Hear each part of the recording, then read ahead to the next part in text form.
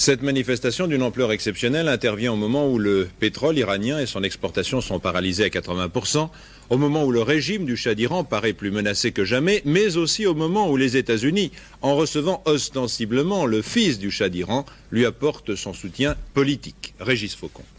Oui, après la grève des ouvriers du secteur pétrolier, cette énorme manifestation prend l'allure d'une nouvelle provocation, mais elle est dans la logique des événements. Les consignes de l'ayatollah Khomeini, réfugié près de Paris, sont donc suivies puisque les manifestations vont en s'amplifiant. Songez donc, des centaines de milliers de personnes, vous l'avez dit, n'hésitent pas à braver la loi martiale qui interdit pourtant tout rassemblement pour défier un homme qui, il n'y a pas si longtemps encore, ne tolérait pas la moindre contradiction.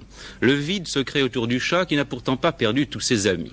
Les Américains qui se montraient, disons, discrets ces temps-ci, lui ont manifesté à nouveau leur soutien et d'une manière spectaculaire. Le président Carter a en effet reçu à la Maison-Blanche le fils du souverain, le prince héritier qui n'a que 18 ans et qui suit actuellement un stage de pilote dans l'armée américaine.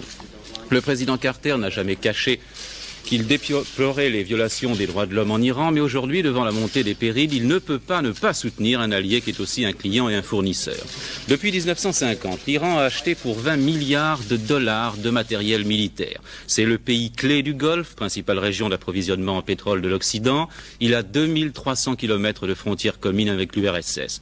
Autant dire que son importance stratégique est primordiale. Une éventuelle chute du Shah pourrait avoir des conséquences incalculables, d'où l'inquiétude réelle des Américains qui craignent de ne plus pouvoir faire grand-chose pour le Shah qui, selon eux, n'a pas été assez vite et assez loin dans sa politique de libéralisation.